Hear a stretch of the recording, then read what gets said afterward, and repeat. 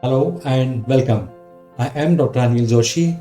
Welcome you to my education series that is Learn Radiology with Dr. Anil Joshi. Today's topic is a radiography type topic and that is also of the skull radiography. By and large, a conventional radiography nowadays is considered as outdated, but we still believe that if it is used in a proper manner, if the radiographs are obtained in a proper way, and if there is a good radiologist who has got experience in reading conventional images, it's one of the excellent modalities. No doubt the limitations are limited. No doubt there are different modalities which can give a cross-sectional views better, more clinical information as well as more diagnostic information from the investigations. At the onset, I want to disclose, acknowledge and disclaimer certain things. Most of the material to this are our own and that is used by us during our routine educational courses. However, certain things are borrowed which are not having any royalty and which are without any charges. So certain such material is used. We do not have any idea as regard what is the source of it, but we sincerely thank those who has created it for the educational purpose. This is a purely educational purpose lecture, and the information given in this lecture is my personal opinions. They should not be used for medical legal purposes or otherwise. Now let us come to today's topic, that is the skull radiography.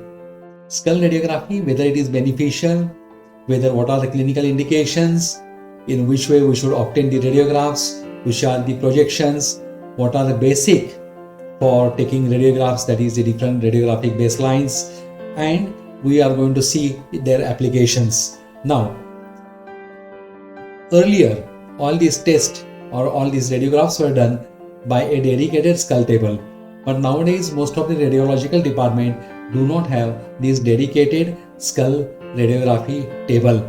Therefore, we have to manage a general radiography bucky table or vertical bucky, horizontal bucky, and a routine radiographic machine which is used for this purpose. No doubt, the angles and other accuracy with skull table is far more than what are practiced or what is used by most of the technicians. But still, I am sure with the adequate knowledge and adequate theoretical aspects, they'll do best of them and give the best radiographs for the radiologist so that a best information can be extracted from it. Let us go to now introduction. Radiography of skull is a real challenge for radiographers because there are different lines, not only with the horizontal plane, sagittal plane or coronal plane, but also there are different angulations. Now to obtain a best quality radiograph, most informative radiograph, all the angles that is of the body, that was of the radiography table, radiography tube, as well as some anatomical variation need to be considered, and these are definitely considered by a good radiographer and he takes the most required information accurately. Radiologists need a good quality radiograph for diagnostic purposes. There are multiple angles involved and there is no compromise as far as anything going wrong in any of the angles. So all the angles, that is of the body, that is of the tube, has to be accurate so that the required information can be given by the radiograph. If precise methods are followed, if precise angles are carried out or given to the machine, it can give best information and become a first investigation of choice. Of course, in a limited conditions, I do not say in all conditions. So what are the projections that we are going to see subsequently? What are the bones we are going to see? That we'll see now, and the radiographic projections are modified or tailored, we can say, as per the bone and the information it gives. Now frontal, parietal, occipital, ethmoid, sphenoid and temporal are the usual bones that is radiographed. Now we have to consider also different sutures like metopic suture, coronal suture, lambdoid suture, sagittal suture. Frontal are important landmarks. They are not only landmarks for the radiographer but also landmarks or a radiologist who is interpreting all these images. Now, all of them fuses by 3 years. Now, basic of radiography.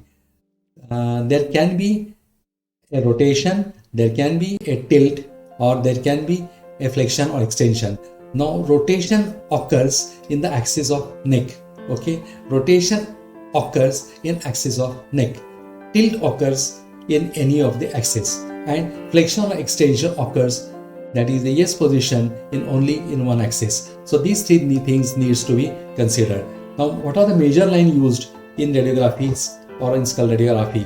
That is the interorbital papillary line, then infraorbital line, then anthropological baseline, that is from the infraorbital point to the upper border of external auditory meatus, then orbitomeatal line, then radiographic baseline, which is extending from the outer canthus of the eye to the center of the external acoustic meatus, and auriculo-vertical line, which passes to the vertex and center of the external acoustic meatus. Now, which are the major landmarks? Now, the major landmarks are the vertex, then external auditory meatus, we refer shortly as EAM, then glabella, then external occipital protuberance, and outer canthus of the eye, and is nassion. These are the different landmarks which we have to consider. Now, what are the indications? That is the indication for skull radiography. Actually, these are decided by the clinicians, maybe in casualty or maybe from the OPD, and there, according to the area of interest or area required to be detail evaluated, patients are sent to the radiography department. Now, first indication is trauma, second is headache, then third is the suspected intracranial SOL, then we have got sinus complaint, headache, sinusitis, running nose. These are the indication for PNS, that is X-ray. Then blurring of the vision, again it refers either to the sinuses or to the orbit. In orbit we have got a optic foramina as the special feature, as well as orbits also can be radiographed. Then, while investigating endocrinal diseases, sometimes we have to evaluate SELA. Of course, by X-ray, the assessment of SELA is gross, but it is one of investigation of choice in early stage or in the beginning of the investigation. Then what are the contraindication? These are the contraindication which are same as that is for the radiation, that is for the X-rays. So this include pregnancy and irritable patient. Why irritable patient? Is because it will give a blur image, number one. Number two, patient will not cooperate for proper angulation of the tube as well as for the machine. Many times we have to hold patient in certain angulation, which we are going to see in subsequent studies. Now, all these things are not possible when patient is uncooperative, when patient is irritable, or whether patient is unconscious. At that time, certain basic X-ray, that is skull epilateral, can be taken with difficulty or with taking a chance. That we should, if it comes, fine. Otherwise, we'll have to repeat or say, sorry, we cannot take the radiograph. So, irritable patient is a relative contraindication. Sometimes we can take, sometimes we can take a chance. Now, what are the radiographic projections we are taking or we are going to see in this? There are many, but most of them are nowadays historical. Some are, which I am going to show you, are still used in clinical practice, and they are very few. Only complicated X-rays, only complicated skull details which were obtained earlier before the era of CT are nowadays not taken, and only a baseline X-ray views are taken. That's why total skull indications are getting less and less nowadays. We are going to take a skull, we are going to see skull AP, skull lateral, petrous to orbit, then paranasal sinuses by Waters or Calvert's method, then oblique radiographs for TM joint and mandible. Of course, for both these, earlier we were taking by X-ray TM joints with open and closed mouth where possible, but nowadays same is shifted to OPG, where it is taken with open and closed mouth by OPG, and we have got our own series on OPG, but in different series we had described how a OPG is taken, how best it is a tomographic, so it is a sectional, how best it can evaluate or give the information. It's a radiography, conventional radiology, but the machine used is OPG. But still, sometimes we have to take oblique for the mandible, or Calvers can give to some extent some idea about the mandible. And Townes view, of course, earlier it was a favorite for angiography, and there were two types of views. One was specially called as angiographic Townes, and second was Townes. We are going to see individually these projections. What are the things to be seen? What are the details and how to obtain them? And Schuller's view for mastoids, same we are taking for TM joint also, with open and closed mouth. It will give both the things, that is mastoid as well as TM joint, very clearly. There are multiple projections, however, in presence of CT era, above projections are more used and they are commonly used. Therefore, we are going to see these only. However, this is not the entire list of X-rays.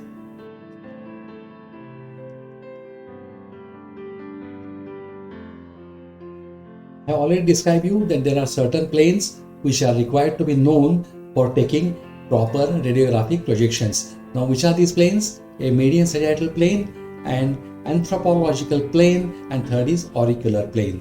These three planes must be known. For that, we must know certain landmarks of the skull.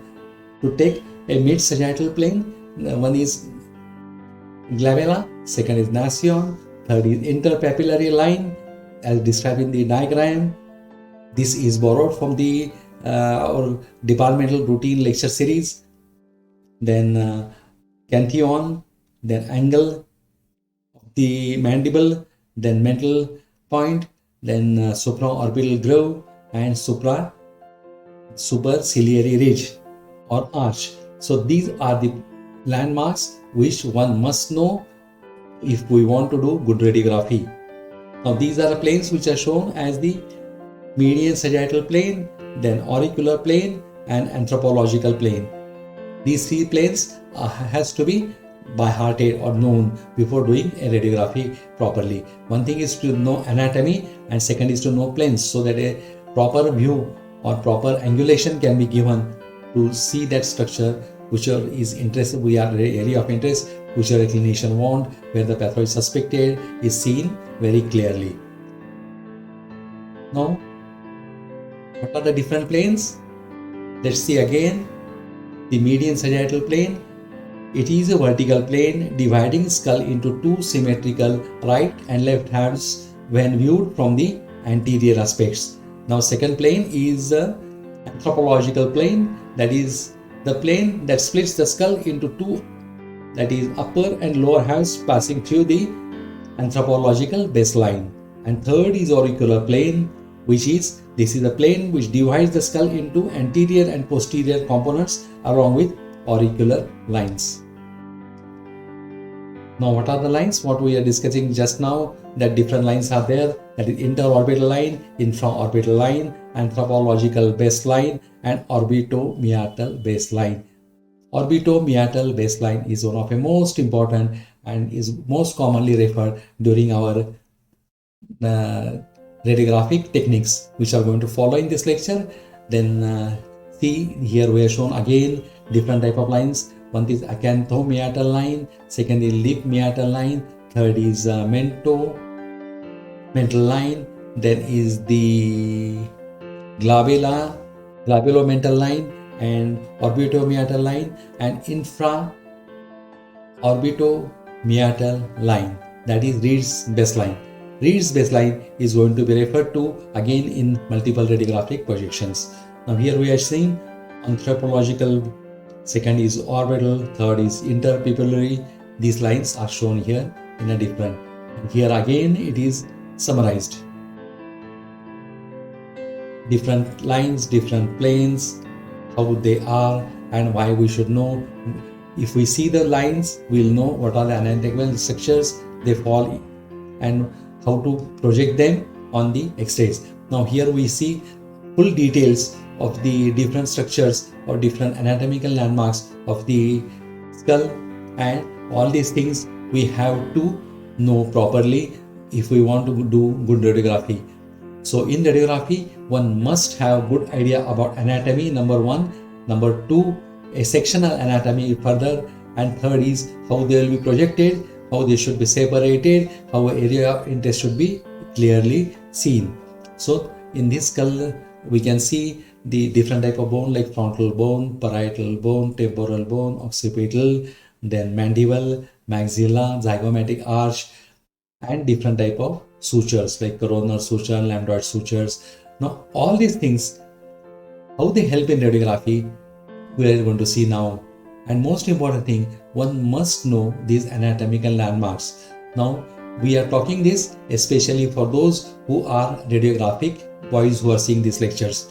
Of course, even a radiologist should also know it, because many times it happens that if they want to get the best information, they have to go to the X-ray room and take the radiographs by themselves, so that they can get the best information they want, or they can see what they are looking for. Now this is anthropological line. It is the isometric baseline which runs from the inferior orbital margin to the upper border of external auditory meatus. That is EAM. The orbital meatal line is the origin, that is original baseline, which runs from the outer canthus of the eye to the center of the external auditory meatus. The interpupillary line is a line connect the center of the orbit, and it is 90 degrees to the median sagittal plane. Note, there is a difference of 10 to 15 degrees between the orbitomeatal line and the anthropological line. So this is the difference which theoretically is there, but should be known. Practically it doesn't make much of the difference when we are taking a radiograph or when we are reading the or interpreting the pathology. Now what are the basic views? That is lateral view, fronto-occipital view, that is AP. What A is anterior, P is posterior. What does it indicate? It indicates the direction of ray. A ray is going from anterior aspect and exiting from posterior aspect. That's why it is called as AP. Similarly, what is PA? The ray comes from the posterior aspect and exits to the anterior aspect. So usually patient, if he is on table, he has to be prone. So these are the direction of rays which are indicated. Now second is fronto-occipital with 30-degree caudal angulation. That is a Townes view. We are going to see Townes view. So also what are the anatomical structure we can see best in the Townes view. Then the occipitofrontal view, that is a PA, what I was describing just now, opposite of AP. Then occipitofrontal with 50 degrees caudal angulation, that is Galvez projection. Submentovertical view, that is the basilar view, and the occipitomeatal view, that is the mortise view. Now there are few principles of radiography which we must know. On the skull radiographs, if we want to have a clearer diagrams, or that is a clear picture, it has to be a Bucky film. Not only a Bucky film, it has to be a moving Bucky. Exposure has to be correct, distances has to be correct, and positioning, patient's cooperation, all these things makes a great radiograph. Now coming to lateral one. What is the lateral? From side to side. Patient position is patient sits facing the Bucky, and the head is then rotated such that the median sagittal plane is parallel to the Bucky and interorbital line is perpendicular to it. Now, I told you, we must know anatomy properly. Number two, we must know what are the angulation and radiography over the radiographic machines. If these two things are known, sometimes we have to go for sitting, sometimes we have to go for a prone. This all depend on the patient's clinical status. There are patients where the skull X-rays are required, but patient cannot sit. Then we have to go for the Bucky. In Bucky again, this will need to be modified. But the lateral, which you are taking, a right lateral or left lateral, that side has to face the film. So film closer to the object, and whichever object that is, whichever side it is, that side the X-ray is. Now that is how a lateral can be modified either in sitting or in supine, prone position. Now, then position of the cassette transversely in the iliac buccal such that its upper border is 5 cm above the vertex of the skull. Now, it's the experience of a radiographer that full skull has to be there on the film. Now, anything comes over the 14:17 film, which is a routine practice, but as far as possible, we should try to go on 10:12 film so that we can get a more accurate picture. Now, here we have to go for the details of the other anatomical or other physics that is not covered in this lecture. It is covered in some other lecture. But cassette size matters. If we take skull lateral on 14:17 and skull lateral on 10:12, the clarity on 10:12 is always more than that of 14:17. Now here we have shown how a prone patient and how a lateral radiograph is obtained. Now these are the lateral radiographs. There is a practical point. If you are seeing cervical spine very nicely, it is usually in a sitting position. So that is the advantage of sitting position. If you take patient in prone, like I have shown you in earlier film, then the spine is twisted. So here you are seeing nicely the spine, cervical spine, that means it is taken in sitting position on vertical buccal. All these skull radiographs are taken on the buccal, that is on vertical buccal. Now what are the structures seen in addition to the skull? Now first is taken properly. Second, you can see what we were telling, that at least 5 cm you should leave above the skull top. So that gives you an idea that if it is not done, then some portion of the skull will not be seen. Now let us come to the central ray. That is, a central ray is midway between the glabella and the external occipital protuberance, an approximation of 5 cm superior to the external auditory meatus. Now essential image characteristics or what we see in the image are, the image should contain all the cranial bones and the first cervical vertebrae. As I told you, if you are taking sitting, then you can get multiple vertebrae, cervical vertebrae. Otherwise, at least one should be seen properly. Should superimpose the floor of the anterior cranial fossa and the posterior cranial fossa. The sella turcica and clinoid process should be superimposed, so that you should see very nicely sella, you should see very nicely angle of mandible getting superimposed, and that are the two basic criteria of calling any X-ray as a good lateral. One is the angle of mandible and second is sella should be seen clearly.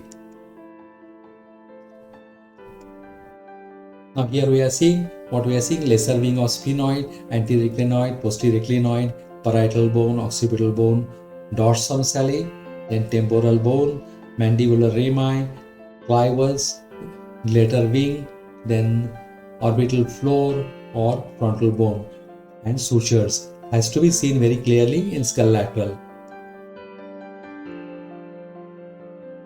Now, fronto-occipital view.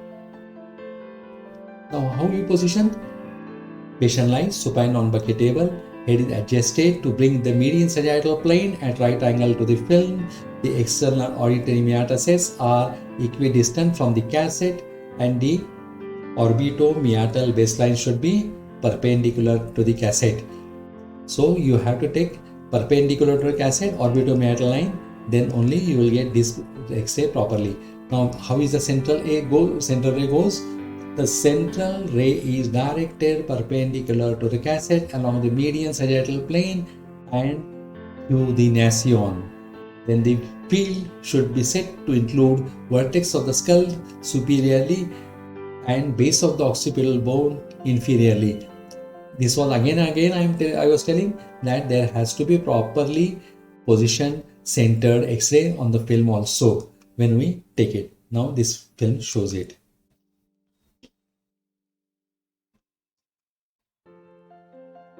Now this is the Townes view, that is the fronto-occipital 30 degrees. Now position same as AP, then it is angle caudally, so it makes 30 degrees to the orbitomeatal line. Center is in the center in the midline such that the beam passes through between external auditory meatases. It is approximately 4 cm above the glabella. What are the essential characteristics? The sella turcica is projected above the foramina magnum. Include all the occipital bone and posterior parts of the parietal bones, and the lambdoid suture should be visualized clearly. So lambdoid should be seen clearly as you are seeing here. Now, this view can be taken in PA also and AP also. Both way a Townes can be taken. However, the angulation in prone and supine will be opposite. It will be different. So it can be taken in both ways. Now, what is the basic criteria? Basic criteria, there should be foramina magnum seen and the both side petrous ridge should project above. One of the advantage of this, no doubt it was used for the angiographic Townes. So that time it was a more common practice to see this. But nowadays we are seeing it for symmetrical pneumatization of petrous, internal acoustic myiasis, and also foramina magnum, and it gives occipital region a wider look, because lambdoid suture, if you see, it has gone separated, it has gone above, so it gives very clearly idea about the posterior fossa, if there are any calcification, if there are any changes you want to look for. So it is one of the best view even today to see all these things. So to see, one is petrous, second is mastoid, third is the dorsum sali, and third then is the posterior clinoid and occipital bone. If you are suspecting any pathology in it, this is one of the best X-ray. As per need, it can be taken PA or AP, and the angulation scalar or caudal will be decided accordingly. Then is the occipito-frontal view.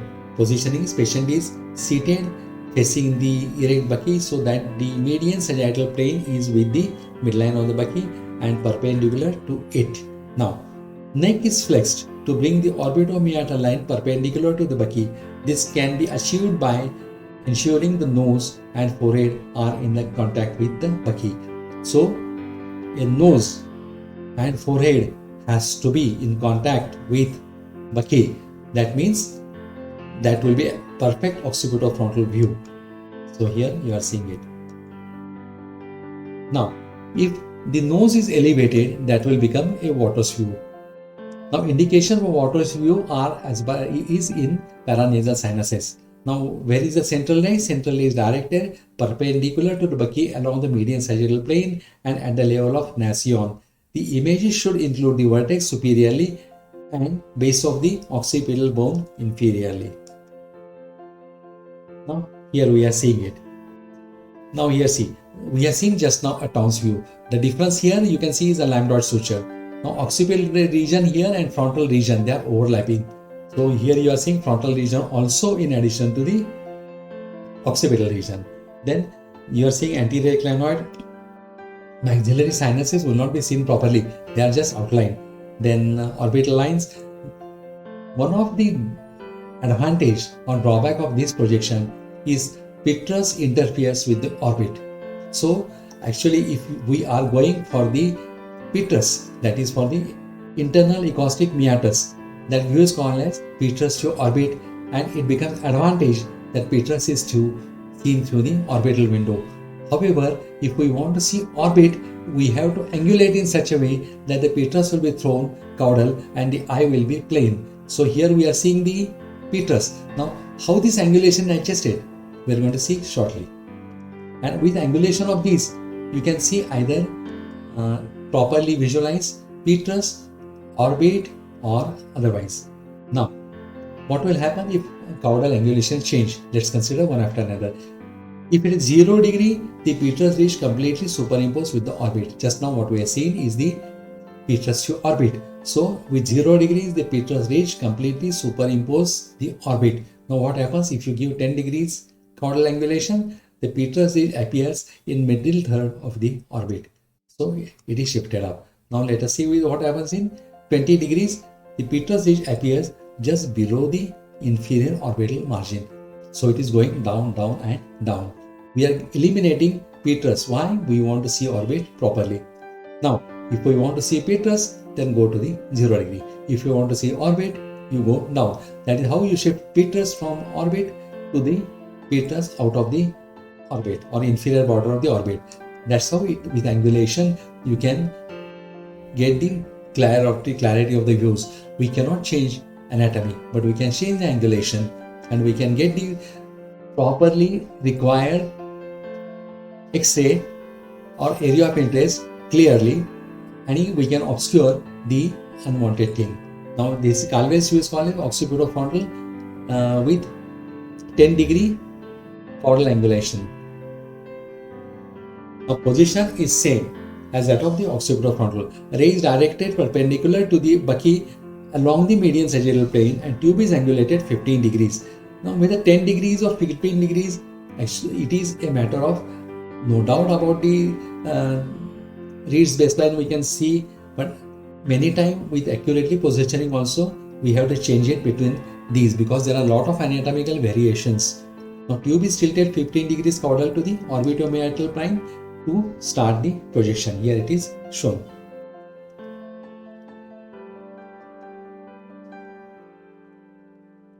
In this gives you best idea about the frontal sinuses. They are not distorted.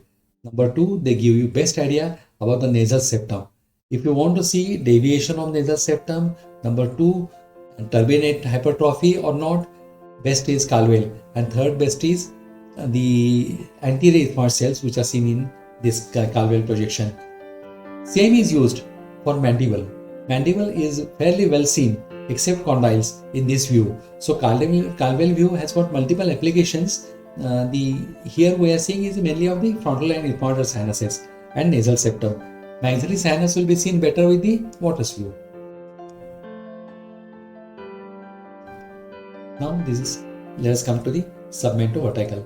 That is the submentovertical view. Patient neck is hyperextended to bring the vertex in contact with the cassette. The median sagittal plane should be right angle to the cassette.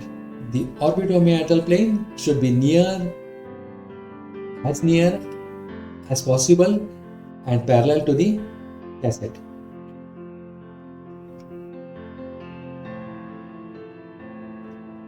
This is called base of the skull view also. Now this is actually what we are going to see. In this projection, base of the skull, we are going to see not only the structures, foramina, which are situated at the base, but it is a very ideal, one of the best view for symmetrical zygomatic processes. They arches out. Some people call that base of the skull as the jug handle view. That is because they come out and they are seen as the handle of a jug.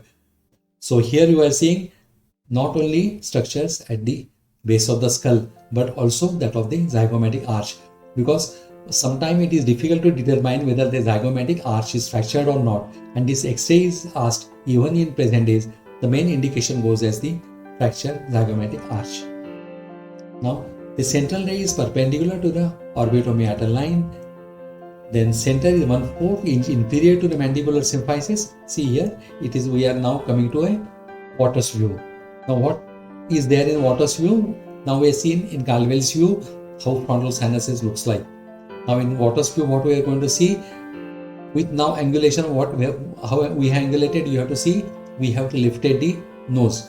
We have lifted the nose by around 2 to 3 centimeters. Now what will happen with it? The petrous will be seen or it will get obscured, and it will not obscure neither the maxillary sinus nor the orbit. So this view is best for the maxillary sinuses. That is Waters view. Why the name water has come? Just observe you when you are drinking water. So that is why a name Waters view has come. Here the best is the maxillary sinus. To some extent orbits are also seen well. Then we have got nasal septum also, turbinates also, and if we take with open mouth, then we can see sphenoid inside. So that is the advantage of this, because sphenoid sinus is only seen in skull lateral, that is the lateral X-ray radiograph, or in Waters view. So we have to take Waters view with open mouth only. Now what are the essential characteristics? Should show the angle of mandibles clearly of the petrous portion of the temporal bone. Then the foramina of the middle cranial fossa should be seen symmetrically in the base of the skull. These two were for the base of the skull. Earlier was with the for the Waters view. Now here we are seeing the characteristic for the base of the skull. Base of the skull, as I told you, was one thing is foramina magnum. Fracture, foramina magnum, suspected foramina magnum fracture, we have to take it. Fracture, zygomatic process, here it is obscured because the setting is done for the base of the skull visualization. If we go slightly to the superficial settings, then we can see the zygomatic arch very clearly. Then sphenoid sinus is seen also, mandibular condyle to some extent, but it's not a very good view for it. Then foramina magnum, yes, excellent. Occipital bone should not be really seen much on this except the portion around the foramina magnum. The mastoid process also is a gross finding, but they are seen. Then foramina ovale and spinosum, this is one of the views for them. Base of the skull, any tumor you are expecting invading base of the skull or that of the something like carotid body tumor or so, in that case you have to go for this X-ray to know whether the base of the skull is involved or whether the mass is extending from the neck into the intracranial extent. Now this will give you a practical point of interest and many detailed structures as you can see or you are supposed to see in base of the skull view.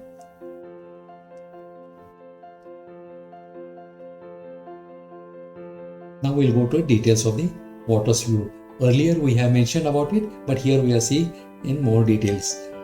The Waters view, the position of the patient is made to sit facing the cassette, then head is adjusted to bring the orbitomeatal line to 45 degrees to the cassette, and the patient's nose and chin are placed in contact with midline of the cassette, and the patient should open the mouth as wide as possible. Why to open mouth is to see the sphenoid in between. So see here how many structures we are seeing. We are seeing frontal sinus. We are seen in Galway, but still it is seen here. Then ethmoid sinuses, then nasal septum. Then we have got left inferior nasal concha is seen. Zygoma is seen. It is routine. It is easy to take rather than base of the skull for zygomatic process. So lot of time when zygomatic arch fracture is suspected, most of the time technician prefer this rather than taking base of the skull, because technically base of the skull is difficult to take, and sometimes it doesn't come as the true position, it comes as a distorted. Then also we can see a maxillary sinus and also pathology in it. As you are seeing here, the left maxillary sinus is showing a polyp. Here we are seeing how it is. The nose is elevated slightly, 45 degrees, angulation of orbitomeatal line, central ray is passing straight, and we are seeing the indication as well as what are the things to be seen in the Waters view. Now central ray should be perpendicular to median sagittal plane. The ray should be centered to pass through the base of the nose. Then base of the skull view, important points. The head should be rested on the fully extended chin. The more closely perpendicular the line of the face to the film, the more satisfactory will be the projection. Now if possible, the canthomeatal line should be perpendicular or should be parallel to the tabletop and the film. The central ray should pass through the sagittal plane of the skull perpendicular to the canthomeatal line. At its midpoint, it may be necessary to angle the central ray caudally to maintain this relation if the patient is unable to extend his chin sufficiently. That happens when the patient is on a short neck or patient is slightly bulky. This view is particularly valuable in visualization of the facial bones of the tangential projection. It is used in the combination with the frontal view of the facial bones in every instances. This view is also valuable for visualization of posterior ethmoid and sphenoid sinuses. Now we are coming at the conclusion. We have seen different type of anatomical planes. Then we have seen different type of anatomical structures. Then we have seen how this plane anatomical structure will change with angulation either of the body parts or of the x-rays, and how best we can make use of them to get the x-rays. Therefore, this is external modality. A proper protocol is followed. Proper protocol because there are a lot of angulation arising from the body, that of the X-ray machine, and after both the things there are anatomical variation which makes you repeat the X-rays or take the things again. So one should be prepared for all these things. That is, it is external modality. If proper protocols are followed, extract best of the clinical information. The clinical information and skill of a radiologist and radiographer are together required for the best outcome to the patients. And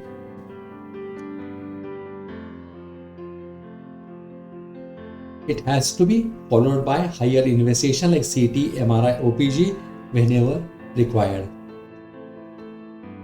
We are going to have different series. This time we have taken it on the skull radiograph.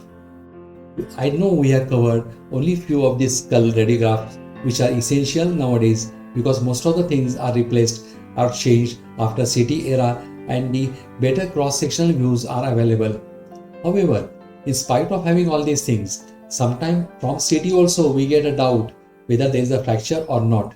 In that condition, a supportive evidence from the radiograph or from the conventional radiography is requested. Here, the skill has to be by both the radiologist as well as radiographer, and that of the clinician who gives idea about what exactly he wants. So if, in other words, if all these factors work together, they can work miracle, or they can give miracle to the patient. There will not be any error in the diagnosis. Patient will get the best possible diagnosis and treatment. With this, I thank you for giving me your valuable time. Please note, radiology is not a race, it's a process.